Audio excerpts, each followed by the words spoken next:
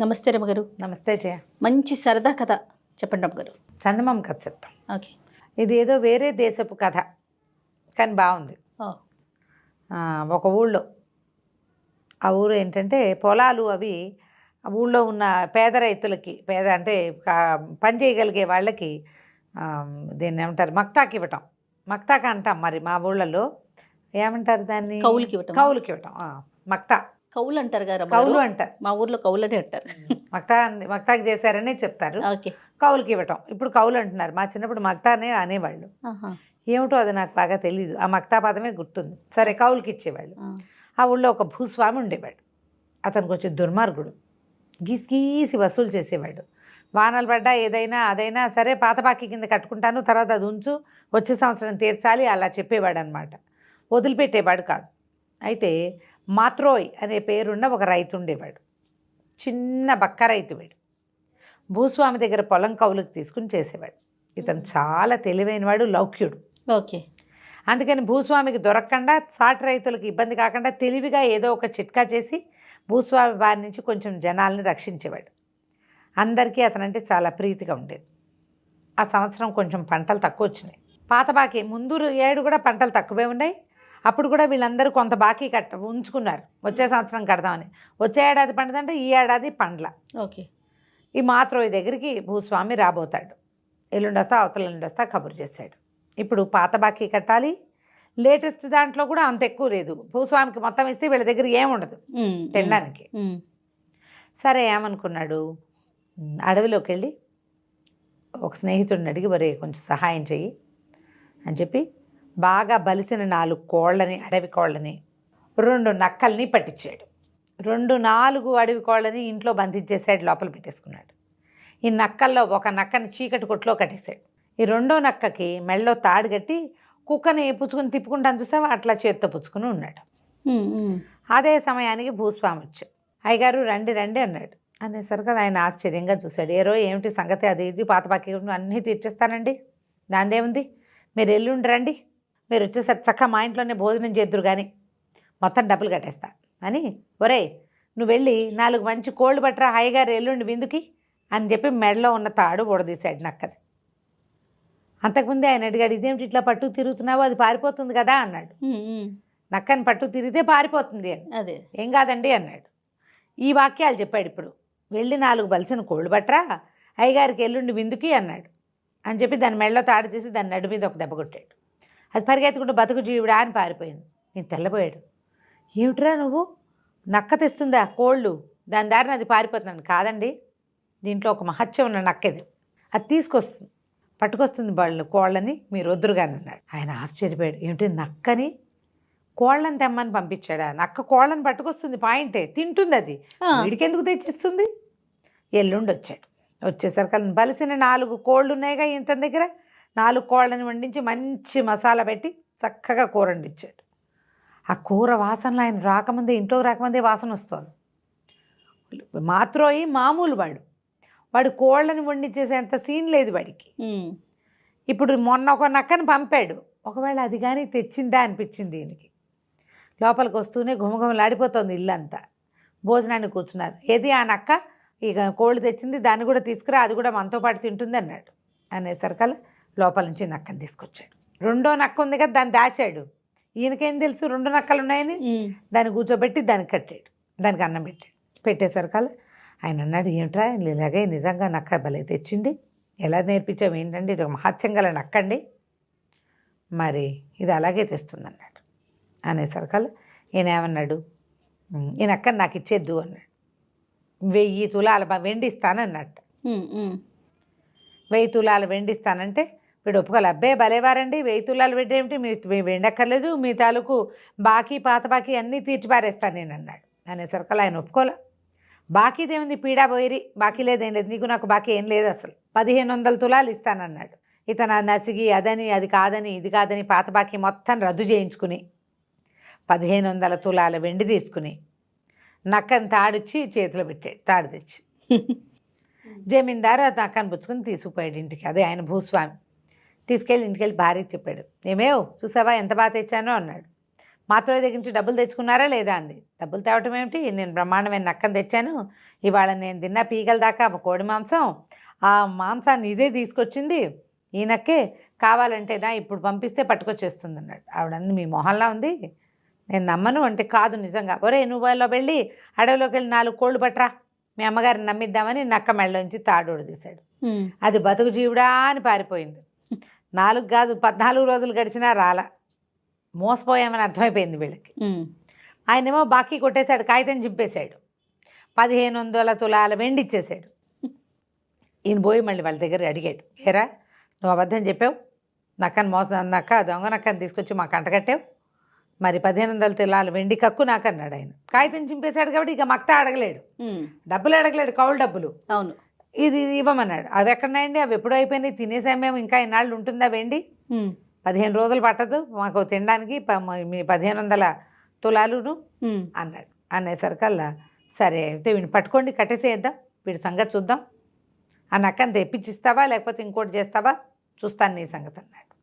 అనేసరికల్లా ఇంకేం చేస్తారు, వీడు చెప్పాడు మాకుతో, అసలు చాలా మహత్యం కలిగిన నక్కండి, మీరు ఎలా చేశారో ఏదో అపరాధం చేశారు అందుకే దానికి కోపం వచ్చింది అన్నాడు. అయినా సరే ఆయన ఒప్పుకోలేదు, తీసుకొచ్చి బాకెట్లో కట్టేశారు. చలిగా ఉంది, చలిగా ఉండేసరికి వీడిని గొయ్యి తీసి గోతులో కప్పెట్టేసేయండి అన్నాడు భూస్వామి. పని వాళ్ళంతా అన్నారు, ఏమండి ఇంత చలిగా ఉంది, ఇప్పుడు గోతులు తీయలేము, రేపు పొద్దున్న తీస్తాం, పిచ్చి చలి అంటే. ఈయన ఏమన్నాడు, చలిలోనే వీడిని కట్టేయండి, వీడు రోగం కుదురుతుంది, రేపొద్దుటి బీసుకుపోతాడు, ఈజీగా చచ్చిపోతాడని చెప్పేసరికల్లా వాడిని అక్కడ మక్తోని బయట కట్టేశారు, కాలుకో తాడు కట్టి వదిలిపెట్టారు. కాసేపటికి చలియటం మొదలుపెట్టింది. చలేస్తుంటే ఏమనుకున్నాడు, చలేస్తుంది, ఏదైనా పని చేస్తే చలిపోతుంది. చూస్తే ఆ పక్కన గానుగ ఒకటి ఉంది. గానుగ ఏంటి, అది ఈ నూనె తీయటానికి మనం నువ్వులు పోసి ఆడుకుంటాం కదా, నువ్వులు పోసి దాన్ని పట్టుకుని ఇట్లా గుండ్రంగా తిప్పితే ఏమవుతుంది, నూనె వస్తుంది. అందులో నువ్వులు గివ్వులు ఏం లేవు. ఈ మగ్తో ఏం చేశాడు, ఆ తాడు కొంచెం దూరంగా వస్తే ఈ దీని దాకా గానుగ దాకా వచ్చి ఆ గానుగను తిప్పడం మొదలుపెట్టాడు. ఇదంతా అర్ధరాత్రి జరిగింది. తెల్లవారుజామున 4 పనివాళ్ళు వచ్చారు. వాళ్ళు ఆశ్చర్యపోయారు. చెమటలు బట్టి ఉన్న మగ్తోని చూసేసరికి వాళ్ళు ఆశ్చర్యంగా ఉంది.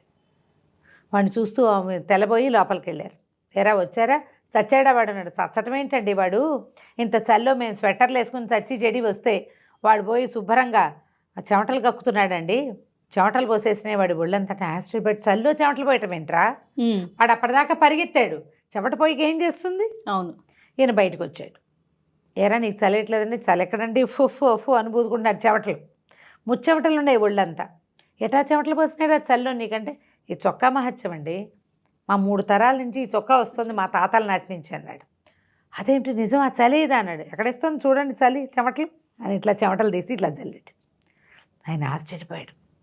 ఊరిని భలే ఉందిరా అని, మరేమిటి చొక్కా ఇచ్చే నాకు అన్నాడు. నేనేమనండి, మహత్యం గల నక్కను తెచ్చిస్తే మీరు దానికి ఏదో చేసి దాన్ని పంపేశారు, అంతకంటే మహత్తు కలిగిన తాతల చొక్కా ఇది, నేను ఏమనండి అంటే ఈయన మళ్ళీ 1500 తులాలు వెండిస్తానన్నాడు.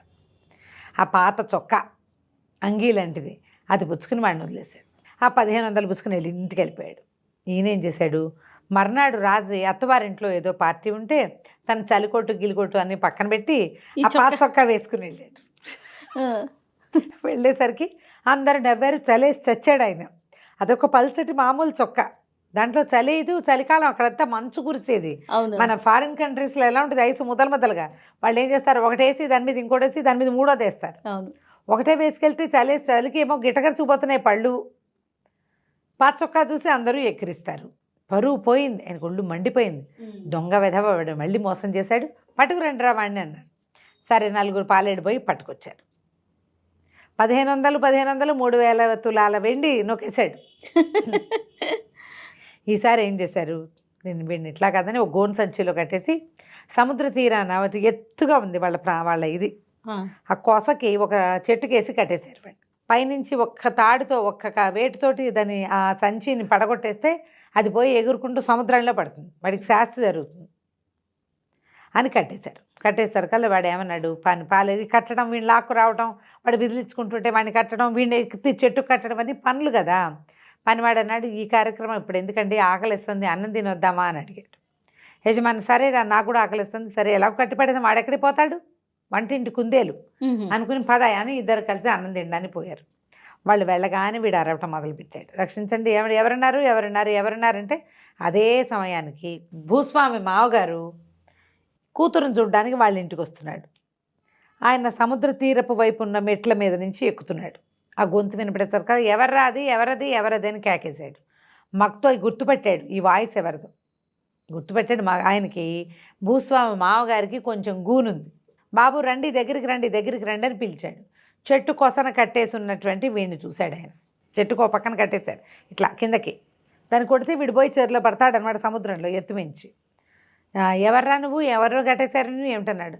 అదేనండి బాబు గూనుందండి, గూనికి రిపేర్కి ఏమో వైద్యుడు చెప్పాడు ఇట్లా గోను సంచిలో వేసి వేళ్లాడేస్తే గూను తగ్గుతుందని చాలాసేపు అయింది. మా వాళ్ళు తినడానికి పోయారు, వైద్యుడు సలహా ప్రకారం కట్టేశారు.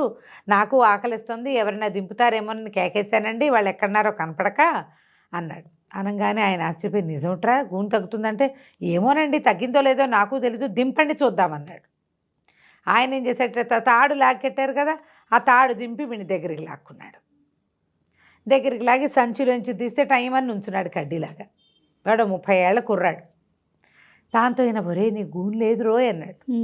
అవునండి ఒరే నన్ను కూడా కట్టేరా బాబు అంటే, కాదండి వైద్యుడు ఒప్పుకోడంటే, కాదు నీకు 1000 తులాలు వెండిస్తా అని చెప్పి ఆయన సంచి పుచ్చుకొచ్చాడు. సంచిలోంచి కేజీ ఉన్నటువంటి అది ఇంత వెండి ముద్దని ఎత్తి చేతులు పెట్టాడు. ఈ ముద్ద పట్టుకెళ్ళు నన్ను ఇందులో కట్టి అనగానే వీడేం చేశాడు, ఆ ముసలాయన్ని అందులో కూర్చోబెట్టి కట్టేసేసి ఆ వెండి ముద్ద పుచ్చుకుని తన దారిని తను వెళ్ళిపోయాడు.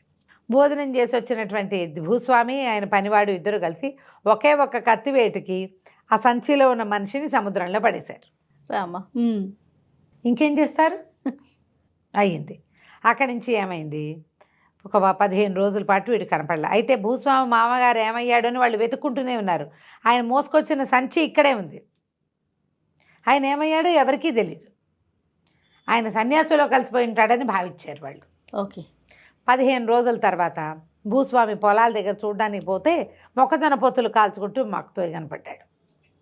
ఊరి నీ దుంపతేగా నిన్ను సముద్రంలో పారేసాం కాదట్రా, నువ్వు ఎటా బతుకొచ్చావంటే, నేను చచ్చిపోయానండి, నేను దయ్యాన్ని గాను స్వర్గానికి వెళ్ళాను, ఎంత బాగుందో అక్కడ స్వర్గంలో ఒక చక్కటి చక్కటి పిల్ల నుంచి పెళ్లి చేశారు, నిరంతరం పని చేసుకునేవాడికి నాకేం తోస్తుంది, అక్కడ ఎంతసేపు సారాయి తాగటం, ఆడపిల్లలు వాళ్ళు వీళ్ళు ఉంటారు వాళ్ళని వెళ్ళి డ్యాన్సులు చూడడం, మనతో ఉన్న పెళ్ళంతో కాస్త అటు ఇటు తిరుగుతూ ఉంటాం, పని బాట ఏమీ లేవండి, నేనేమో నిత్యం పని చేసుకునేవాడిని, నా వల్ల కాదని ఏడ్చాను. ఆ స్వర్గంలో ఉన్న రాజుగారు సరే పోరా వెళ్ళు మీ కిందకి వెళ్ళిపో అని అన్నాడు. అందుకని నేను వచ్చేసాను, ఎవరైనా స్నేహితులు ఉంటే వాళ్ళని వెళ్ళి తీసుకుని వస్తుండ్రా అప్పుడప్పుడు అన్నారు అన్నాడు. అనేసరికి ఆశ్చర్యపడి నిజమా అన్నాడు. నిజమేనండి, నా పెళ్ళాం నాకు ఒక పిల్ల నుంచి పెళ్లి చేశారు కూడాను, ఆ అమ్మాయి ఏమో నువ్వు ఇక్కడ ఉంటేనే నీతో ఉంటానంది, రేపు ఎప్పుడో వచ్చే వారం వెళ్తానండి, దాని పుట్టినరోజు ఉంది అన్నాడు. అనేసరికి ఆశ్చర్యపడి వీడు వెర్రి వెదవా ఇక్కడ ఏం ఉద్ధరించడానికి వచ్చాడు, హాయిగా 4 ఆడపిల్లలను పెట్టుకుని హాయిగా ఉండక అక్కడ 4 అబ్బాయిలు ఉంటే వాళ్ళతో ఉండొచ్చు కదా అని అనుకుని, ఏరా నేను నీకు మంచి స్నేహితుడిని కాదుట్రా అన్నారు. ఎందుకు కాదండి, మీరు చాలా మంచి స్నేహితుడు, మరి నీకు స్వర్గంలో ఉన్న రాజుగారు ఎవరైనా తీసుకురమ్మన్నాడు కదా, నన్ను తీసుకెళ్ళచ్చు కదుట్రా అన్నాడు. దానికేమండి తప్పకుండా మా ఆవిడ పుట్టినరోజు వస్తుంది కదా స్వర్గంలో ఆవిడది, అప్పుడు వెళ్దాంలేండి అన్నాడు. సరే ఈ లోపల మరి నీకేం కావాలండి, ఏముందండి నాకు 1 ఎకరమే కదా పొలం ఉంది, 4 ఎకరాలు ఏమైనా ఇప్పించండి అంటే ఈయన ఏం చేశాడు, వాడింటికి వెనకాతలు ఉన్నటువంటి తన 4 ఎకరాల పొలాన్ని మక్తో పేరు మీద రాసి కాగితం చేతిలో పెట్టాడు. నన్ను నువ్వైనా స్వర్గానికి వస్తావు, నీకెందుకురా పొలము అన్నాడు. నాకెందుకేమిటండి, నాకు అక్కర్లేదు, నేను అప్పుడప్పుడు వస్తా, ఇప్పుడు మీతో వస్తానా, ఓ 20 రోజులు ఎంజాయ్ చేస్తానా మీతో పాటు, మళ్ళీ వస్తామా, మరి 20 రోజులు మా ఆవిడ పిల్లలు తినద్దా నేను ఉండపోతే, మా నాన్న మా అమ్మ మా మేనత్త వీళ్ళంతా ఏమైపోతారు, నేను వెళ్తూ వస్తూ ఉంటా కదా, 4 ఎకరాలు ఉంటే మా నాన్న మా ఆవిడ కలిసి సాగు చేసుకుంటారు, బాగుందిగా ప్లాను.